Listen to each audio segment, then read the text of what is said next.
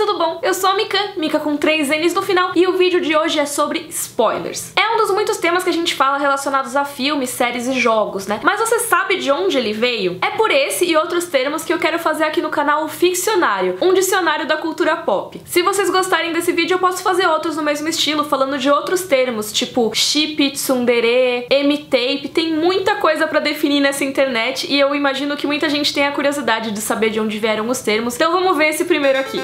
O dicionário Cambridge lista spoiler como a gente está acostumado a usar em cultura pop, mas o primeiro significado listado ainda é esse aqui. Um dispositivo em um carro ou aeronave que é posicionado de forma a impedir que o ar flua em torno do veículo de uma forma suave e assim ajuda a controlá-lo. E não é essa a definição de spoiler que a gente vai usar aqui mesmo. Spoiler vem do verbo em inglês to spoil, que é estragar. Então basicamente spoiler poderia ser aportuguesado como estragador. Mas basicamente nossa definição aqui de cultura pop é: spoiler é algo ou alguém que estraga sua experiência ou arruína sua surpresa quando você assiste ou consome alguma mídia. Por exemplo, aquele amigo que te fala que o protagonista morre no final do filme, ou aquela matéria de site que logo que saiu o episódio bombástico da série já coloca no título assim o que aconteceu. E a cultura de evitar spoiler já existe há muito tempo, até antes do termo spoiler ser usado. Um exemplo muito bom disso é o filme Psicose. O diretor Alfred Hitchcock disse que não era para as pessoas falarem no final do filme pros amigos depois de assistir. Ele até limitou os horários que as pessoas podiam entrar no cinema. Se o filme já tivesse começado, você não podia entrar atrasado não. Então pensa que se na época de Psicose a gente ainda não falava o termo spoiler, ele deve ser algo recente, né? E realmente é. Um dos primeiros textos usando o termo spoiler no sentido que a gente usa hoje é de 1971. E esse texto queria exatamente spoiler todo mundo. Era uma seção chamada Spoilers na revista National Lampoon. Nela, o Doug Kinney simplesmente falava o final de vários livros e filmes famosos. Ele falava que ele fazia isso simplesmente para as pessoas economizarem tempo e dinheiro. E ele inclusive revelou o final do Psicose, tá? E o termo continuou a ser usado nas décadas seguintes. Se popularizou também o spoiler warning, né? O aviso de spoilers, que eu inclusive uso bastante aqui nos vídeos, é algo muito usado até hoje. O escritor Spider Robinson, por exemplo, tinha sua coluna ali na revista Destiny, que ele publicava críticas sobre livros e ele avisava quando tinha spoiler já. Tem registros de avisos de spoilers em tópicos de conversa lá na Usenet nos anos 80. Pra vocês terem noção, hoje em dia tem alguns arquivos disso, e eles discutiam filmes da época, como De Volta pro Futuro, exatamente no ano de lançamento, 85. Tem esse post que eu vou mostrar aqui na tela, que foi feito só 15 dias depois que o filme saiu, e já tinha um aviso de spoilers, porque eles não queriam estragar a experiência de ninguém que fosse ver no cinema. Mas agora pensando nos termos recentes, a cultura dos spoilers é algo que transcendeu os círculos nerds, transcendeu as listas de e-mails de ficção científica. Hoje em dia o assunto é muito popular e é muito buscado na internet também. Eu dei uma olhada no Google Trends e eu encontrei um negócio bastante curioso, que eles catalogam as buscas de 2004 até hoje, né? Eu percebi que tinha uma diferença muito grande de julho de 2007 para os outros anos. É uma diferença realmente grande em relação aos outros períodos, então o que poderia ter causado isso? E a resposta é Harry Potter. O último livro, As Relíquias da Morte, foi publicado em 21 de julho de 2007. E eu não sei se vocês se lembram muito bem dessa época, afinal já faz mais de 10 anos aí, né? Estamos ficando velhos, mas tudo que envolvia o final de Harry Potter era um absoluto segredo, todo mundo ficava criando teorias, todo mundo falava que a J.K. Rowling mantinha a história guardada num cofre, e toda essa curiosidade pra saber o final se refletia também em várias medidas de segurança nas editoras que publicavam a obra ao redor do mundo. Tudo isso pra evitar spoilers. Então, por exemplo, o cara que foi levar o manuscrito do livro até Nova York de avião não confiou em deixar o livro simplesmente na mala dele. Ele levou em mãos e se sentou em cima do livro durante toda a viagem. Não leu nada durante a viagem também, eu parabenizo muito esse cara por ter superado a curiosidade. As livrarias do mundo todo, elas recebiam as caixas com uma certa antecedência, mas elas tinham que assinar contratos muito rigorosos, dizendo que elas não iam de maneira alguma abrir as caixas lacradas antes da meia-noite do dia do lançamento. As notícias da época dizem que o investimento da principal editora que publicava foi de mais de 10 milhões de libras. Tudo isso uma estrutura para evitar spoilers. E mesmo assim, não adiantou nada, porque uma semana antes do lançamento oficial, o livro vazou na internet. Alguém postou 759 imagens que eram fotos das páginas do 7º livro. E cara, essa época foi uma loucura. Os fãs se organizaram todos pra transcrever essas páginas. Teve fãs brasileiros que eu lembro que se organizaram pra traduzir o livro, então foi uma tradução super rápida que improvisaram assim. E os spoilers correram soltos. Os blogs começaram a postar listas de quem morria, o que acontecia, quais eram os momentos finais. Então, antes de sair o livro, todo mundo já sabia sabia tudo que acontecia se não tomasse cuidado. Essa não foi a primeira nem a última vez que ia ter treta de spoilers sobre Harry Potter, mas foi a maior de todas com certeza. E eu acho que traumatizou todo mundo, porque quando teve a peça agora, né, A Criança Amaldiçoada, eu lembro que a J.K. Rowling fez uma campanha para as pessoas guardarem os segredos sobre a história, para não contarem nenhuma das reviravoltas. O fato é que hoje em dia existe uma cultura dos spoilers, né? Por isso que eu imagino que as buscas em 2007 foram tão grandes pelos spoilers de Harry Potter. Você pode ser uma pessoa que quer evitar loucamente os spoilers, alguém que quer saber loucamente o que acontece, porque tem esse tipo de pessoa também, e tem as pessoas que querem simplesmente contar os spoilers pra todo mundo. Uma pesquisa de 2014 disse que 1 a cada 5 americanos achava que era tudo bem você revelar uma reviravolta ou o final de alguma coisa logo depois que tivesse saído, seja filme, série, etc. Mas e as outras 4 de 5 pessoas, né? E os outros 80%? Como é que ficam nisso se não acham ok revelar? Eu acho que na maior parte das vezes a jornada é mais interessante, mais importante do que o final dela. Então nem sempre saber algum detalhe estraga 100% da sua experiência. Mas eu entendo que tem spoilers que são super pesados, por exemplo, mortes ou grandes reviravoltas, e aí eu super entendo quem evita. Hoje em dia existem extensões que bloqueiam palavras-chave nas redes sociais, e até pessoas que não entram em rede social de jeito nenhum logo depois de sair algum episódio da série. Enquanto elas não assistem, elas não procuram nada na internet, esse tipo de coisa.